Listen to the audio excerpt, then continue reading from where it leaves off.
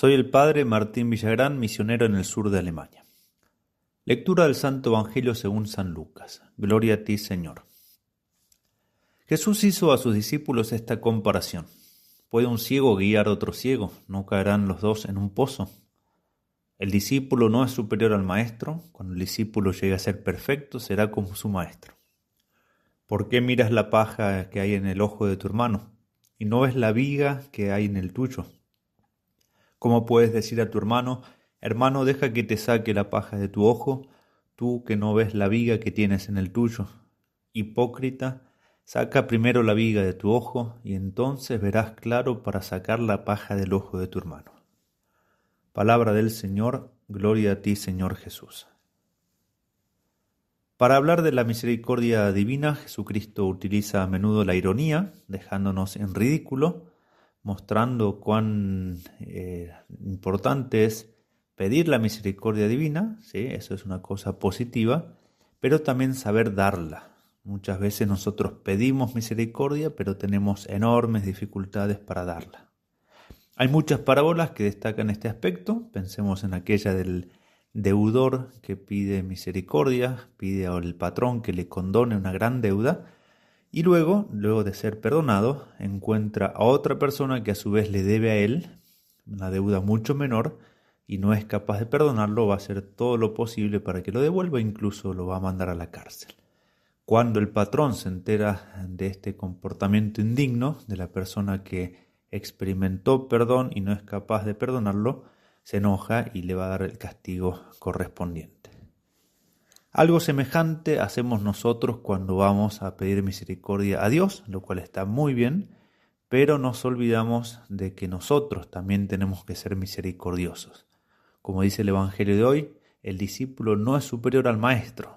Es decir, si Cristo es misericordioso, nosotros también tenemos que ser misericordiosos. Si Cristo, que es Dios, es capaz de perdonar, nosotros que somos mucho menores al maestro, estamos obligados también en conciencia a perdonar.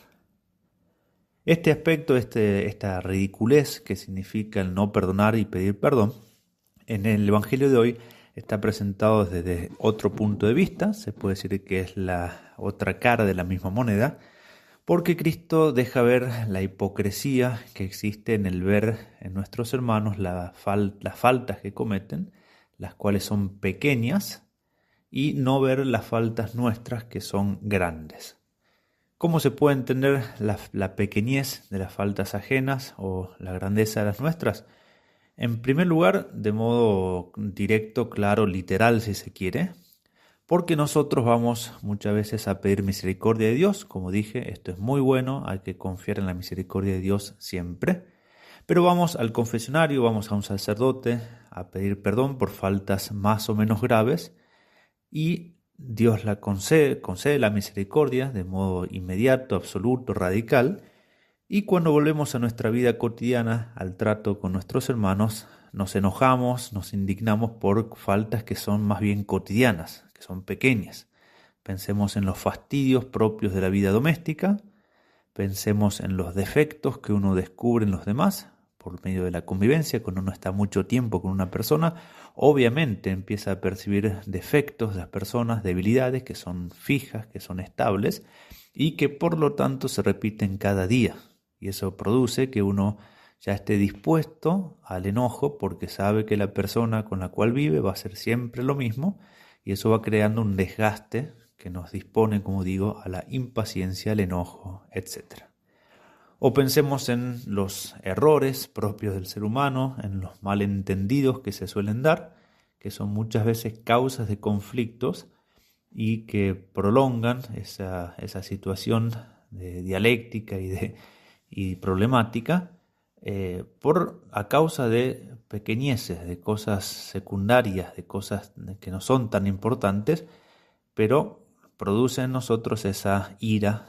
Y ahí vemos otra vez lo ridículo que es el enojarse, por ejemplo, por cuestiones que se deben a malentendidos y olvidarse que nosotros pedimos perdón a Dios por cosas que son claramente ofensivas a su ley.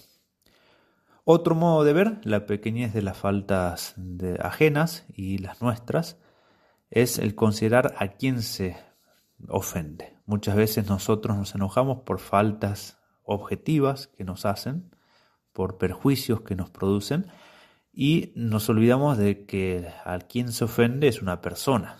En cambio, cuando uno peca, está ofendiendo a Dios. Y nosotros no tenemos ningún drama en ir a pedir perdón por nuestras faltas, que son faltas contra Dios, y por eso están revestidas de una especial gravedad, y encontramos grandes dificultades en conceder el perdón o en ver con ojos misericordiosos las faltas cometidas contra hombres, que si bien son importantes, pero no son tan graves como las faltas cometidas directamente contra Dios.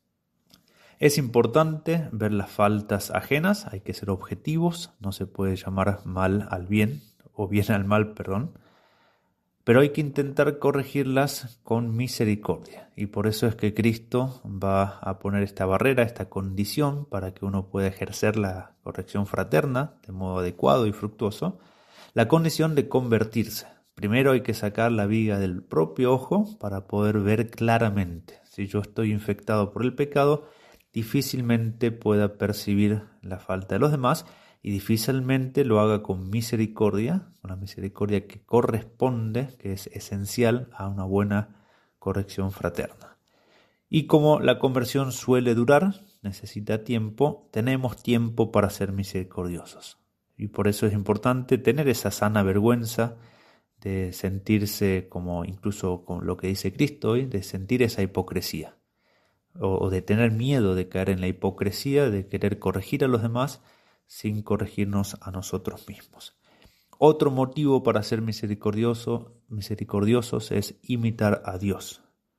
Dios también ve las faltas, Dios conoce las intenciones más profundas del alma y percibe la corrupción y la gravedad de esa corrupción, y sin embargo es misericordioso, sin embargo sabe esperar con el deseo, con la esperanza de que la persona se convierta y para que se convierta. Si Dios espera, tiene un fin claro que es que la persona se corrija. Pidamos la gracia entonces de sentir esa vergüenza, de hacer el ridículo, de no perdonar a nuestros hermanos y pedir misericordia a Dios. Dios nos conceda una confianza ilimitada en su misericordia, pero también la gracia de poder imitarlo en esa característica tan divina que es la misericordia, de modo que nosotros tengamos paciencia, amor, caridad y misericordia con todos nuestros hermanos.